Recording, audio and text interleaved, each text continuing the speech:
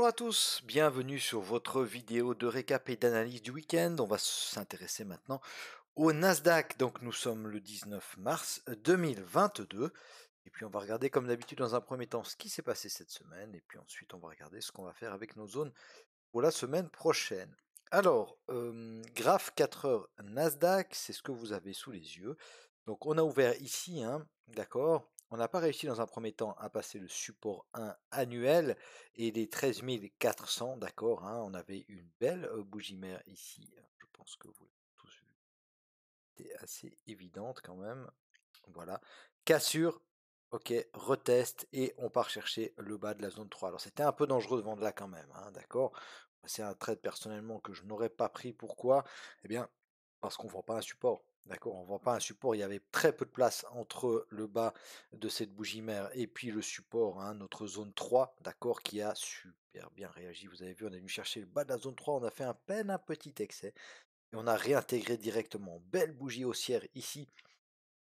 D'accord, confirmé par la suivante, et puis voilà, on n'a plus que des bougies vertes, hein. On sait que le Nasdaq, quand il part, dans un sens ou dans un autre d'ailleurs, hein, regardez ici, on a l'exemple inverse, mais quand il part, voilà, c'est difficile à le retenir.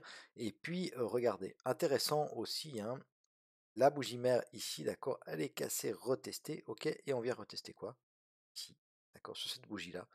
D'accord, on a la zone 2 qui réagit, hein, un peu comme sur le dos. Je ne sais pas si vous avez regardé la vidéo du dos, mais on avait nous une zone 2 de résistance ici, hein. On voit bien clairement cette zone elle résistait notamment avec ces deux mèches là, d'accord. Et bien la troisième fois qu'on vient dessus, on réagit à nouveau, donc il y avait quand même des points à prendre ici et on vient retester quoi? Et bien à nouveau ici cette bougie mère pour ensuite repartir à la hausse, pardon, et tout casser par le haut. On se retrouve donc clôture au-dessus de la moyenne de 100, ça faisait longtemps, hein. Hop, la dernière fois qu'on avait clôturé au-dessus de la moyenne, de 100, c'était le 4 janvier, OK? On avait évolué depuis le 4 janvier en dessous de la moyenne de 100 sans jamais réussir, même pas à la dépasser une fois, hein. On s'en est approché avec des mèches, mais là carrément, non seulement on mèche, non seulement on la casse et en plus on clôture au-dessus en hebdo, en journalier et évidemment en 4 heures et puis dans les plus petites UT aussi. Donc c'est quand même un signal fortement haussier, hein. OK, on a cassé le pivot mensuel, on a clairement clôturé au-dessus. Alors évidemment qu'on peut s'attendre à des petites corrections, hein, pourquoi pas, mais on a quand même un signal fort de reprise haussière, hein, en cassant ces derniers hauts ici. Donc on regardera tout à l'heure ce qu'on va faire avec nos zones. Maintenant, on va aller lancer un petit coup d'œil en hebdomadaire. Alors en hebdo, hein, d'accord, on vient chercher cette zone-là quasiment au point près, et puis boum. Alors, bougie de force haussière. On peut la retracer évidemment, que ce soit partiellement ou totalement, mais n'empêche qu'on voit que cette zone ici, elle tient.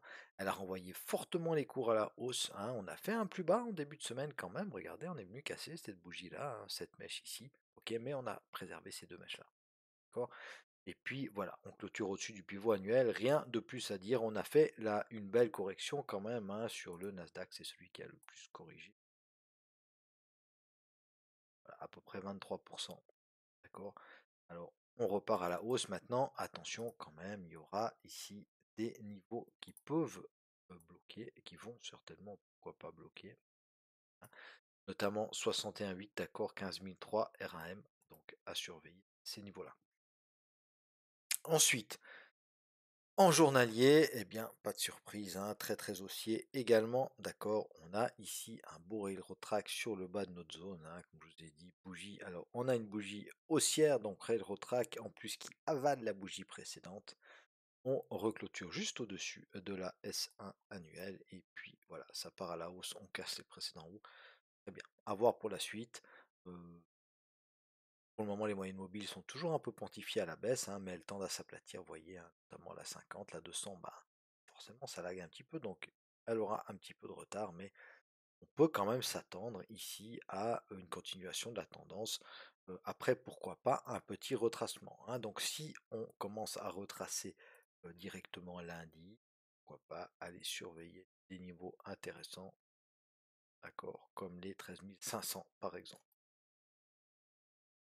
On va regarder tout ça maintenant ensemble pour les zones.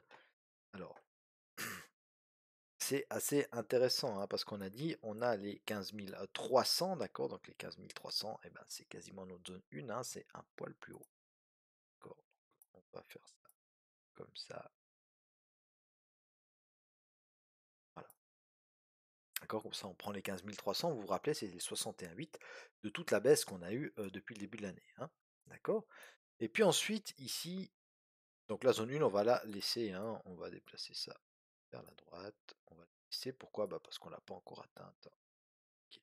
Cette zone ici qu'on vient de casser, bah, évidemment qu'elle est intéressante au retest, hein. D'accord? Évidemment qu'elle est intéressante en retest. Donc moi je la conserve, hein. On a quand même, regardez, c'est une zone qui a fait support, support, support, résistance, résistance, résistance. Ici support, même si on a un excès, mais là support, pourquoi pas encore support, hein. Ok, donc à surveiller. La zone 2, on la conserve, on la met évidemment en support. D'accord? Jolie zone de polarité. Ici, cette zone-là, on va la supprimer. Attention, si on revient, si on recasse la zone 2 ici à la baisse, hein, comme on avait dit. Ok. On a les 61,8. Comme par hasard, les 61,8, c'est quoi? C'est cette zone ici. On voit que cette zone ici, elle est intéressante, hein. Ok, si on prend toujours, regardez bien, regardez ce qui s'est passé à gauche, hein. C'est toujours très très important. D'accord. Cette zone ici, regardez, elle a fait support. Ici, on l'a traversée. Elle refait support. D'accord. Ensuite, elle fait résistance. Elle fait support. On la casse.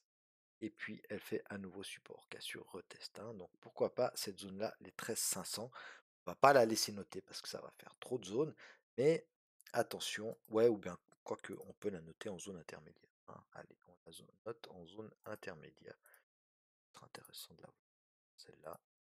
Hop, zone intermédiaire. Voilà, c'est fait. Ok, donc à surveiller ça, on prend le bas de la mèche aussi, hein, d'accord, évidemment. Support 1, annuel, etc. Jolie zone ici, et puis à la zone 3, ben, on la conserve également, parce que si on revient dans cette zone-là, vu que le mouvement il est parti d'ici, hein, il y aura des ordres, il y aura quelque chose à défendre ici, hein, autour des 13 000. Ça me semble beaucoup un retracement jusque-là, mais pourquoi pas, hein, selon le contexte géopolitique, selon ce qui se passe la semaine prochaine, ça peut évidemment faire retracer les marchés, pourquoi pas jusqu'ici, hein. Il faut jamais être surpris, il faut s'attendre à tout, comme ça on n'a pas de biais. Attention, on arrive ici sur une zone quand même de résistance, hein, les 14 500, regardez, c'est une zone de polarité, d'accord? Elle a fait résistance, elle a fait support, elle a refait résistance, d'accord? Donc on va peut-être pas la passer du premier coup, à voir, hein. Ah bon, on a un beau retournement, hein, d'accord, de la moyenne 50. On a la moyenne 200 qui s'aplatit, donc pourquoi pas surveiller un croisement qui nous confirmerait, évidemment, on ne traite pas les croisements de moyenne mobile, hein, mais ça nous confirmerait le sens de la tendance, même si là c'est assez clair, hein, d'accord, on fait des plus hauts, on fait des plus bas plus hauts, on casse les précédents hauts, etc., etc. D'accord, donc on peut à chaque fois, hein, qu'on a des précédents hauts comme ça, d'accord, des belles zones de résistance qu'on a défini, on peut retracer un petit peu pour repartir, hein, pourquoi pas, d'accord? Ça, il n'y a pas de problème, ok? Donc c'est pas parce qu'on repart à la baisse qu'on va tout recasser par le bas, hein. Mais justement, on surveille les signaux et puis on met des stops clairs et tout se passe bien. Hop, hop, et voilà. Ok? Donc zone 3, zone intermédiaire, zone 2. La zone intermédiaire des 14 500, attention, ça va peut-être pas passer du premier. Et puis ici, notre zone 1, alors là, évidemment, hein, ça c'est la zone 1, on a vu, hein, d'accord, il y a les 61,8 du Fibo de la dernière baisse, il y a le pivot annuel, il y a les 15 000 tout rond ici et les 15 300 ici au sommet, d'accord, et les 250, 250, vous savez que c'est un niveau qui réagit très très bien sur le Nasdaq. Donc à surveiller. Voilà mes amis, j'espère que cette vidéo était claire. Je vous invite à vous abonner, pourquoi pas, à ma chaîne et puis à mettre un petit like, ça fait toujours très plaisir. Et puis quant à moi, je vous souhaite une excellente semaine de trading, un excellent week-end et puis je vous retrouve avec grand plaisir le week-end prochain, voire avant, si j'ai le temps de faire des vidéos cette semaine. En vous remerciant, salut, bye bye.